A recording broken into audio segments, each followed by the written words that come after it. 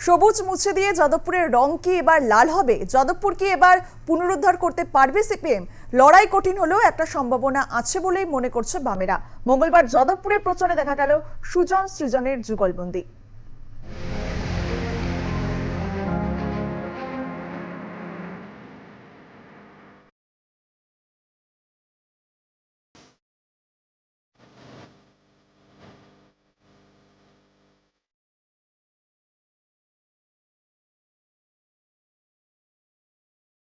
যাদবপুর লোকসভা কেন্দ্রে এসএফআই রাজ্য সম্পাদক সৃজন ভট্টাচার্যকে প্রার্থী করেছে বামফ্রন্ট।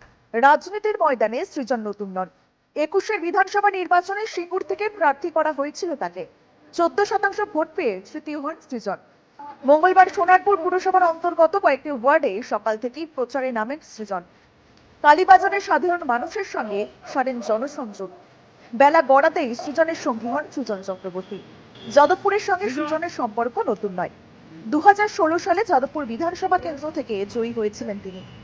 তারও আগে 2004 থেকে 2009 পর্যন্ত এই কেন্দ্রের সাংসদ ছিলেন তিনি। তবে এবার যাদবপুর নয়, দমদম থেকে সুজন চক্রবর্তীকে প্রার্থী করেছে বামফ্রন্ট। মঙ্গলবার সুজন সৃজন যুগলবন্দিতেই চলল প্রচার। সুজন বলেন, কবির সুমন, সুব্রত বসু ও মিমি চক্রবর্তীদের মতো প্রার্থীদের ওপর যাদবপুরের মানুষ আর ভরসা করতে পারছেন না। যাদবপুরকে সৃজনশীল হিসাবে গড়ে তুলতে সৃজনকে জেতাতেই হবে।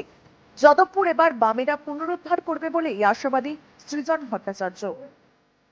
ওই করে আর ভোটের আগে অমুক টাকাটা বাড়িয়ে দিচ্ছি তমুক টাকাটা বাড়িয়ে দিচ্ছি করে আসলে মহিলাদের ক্ষমতায়ন হয় না, ক্ষতি হয়।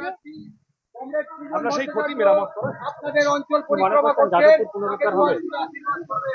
হ্যাঁ, আশা করি যাদবপুরের লাল রং যত দিন যাবে আরো গাঢ় লাল হবে এবং মানুষের ভালোবাসা দেখে। এবার যাদবপুরে সায়নী ঘোষকে প্রার্থী করেছে তৃণমূল।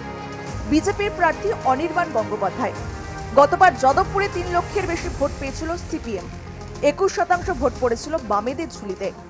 রাজ্য রাজনীতির বর্তমান প্রেক্ষাপটে বামেরা তাই আশাবাদী এবার যাদবপুরে ফল ভালো হতেই পারে। বিশ্বজিৎ নস্করের রিপোর্ট, আর প্লাস নিউজ, দক্ষিণ 24 পরগনা।